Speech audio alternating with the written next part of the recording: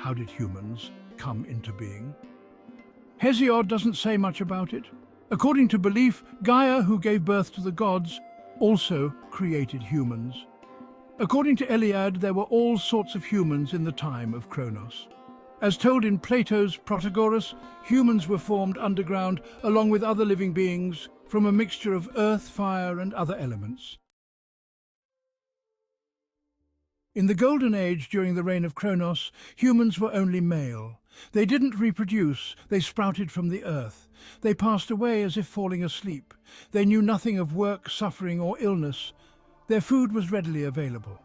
As Vernant explains, there were female goddesses but no women.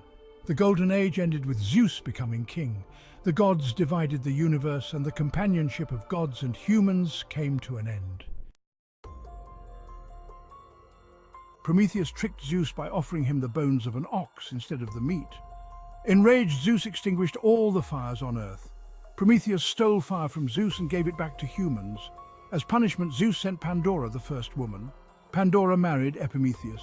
Zeus also made it harder for humans to find food, condemning them to work.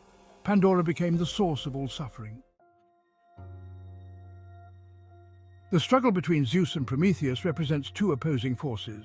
While Prometheus deceived by covering bones with fat, Zeus concealed evils behind Pandora's beauty. With Pandora's arrival, humanity's paradise was lost, and their future became filled with suffering. In response, humans burned bones in rituals. According to Iliade, the evils in the world are a result of Zeus's revenge. Vernant, however, argues that Prometheus shares the same nature as humans and collaborates with them. To understand humanity's place in the universe, we must also consider what happens after death. According to Pindaros and Sophocles, death frees humans from this negative world and its suffering. Death means living as a weak and faint shadow in the darkness of Hades. Good deeds are not rewarded, and evil deeds are not punished after death. This perspective leads people to cling more tightly to life and value the present moment. Hesiod. Orpheus, believed to have lived before Homer, is considered a shamanic figure who was not Greek and whose beliefs were later incorporated into Greek mythology. Orphism is very different from Olympian beliefs. It involves characteristics of a mystical sect such as vegetarianism, asceticism, purification, religious education, the immortality of the soul, and reincarnation. It is fundamentally based on the worship of Apollo and Dionysus. They do not accept the flawed human condition that arose from the struggle between Zeus and Prometheus. Iliad. They differ from Hesiod on the creation of humans.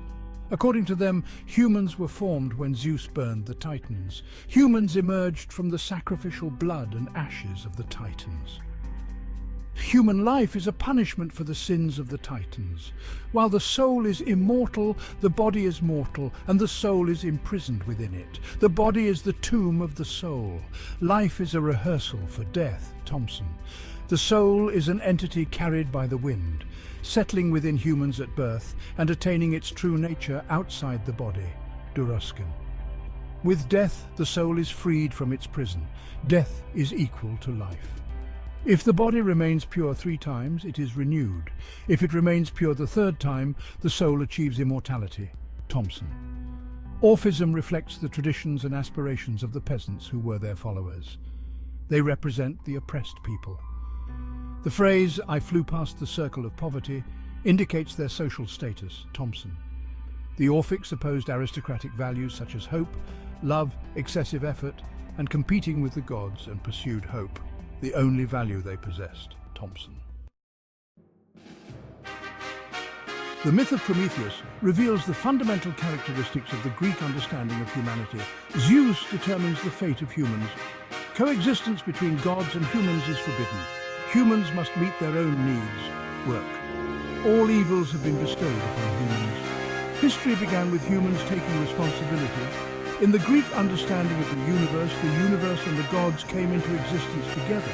Gods did not exist beforehand. The universe is divided among the gods. There is a hierarchy among the gods. Humans first live with the gods and are later ostracized.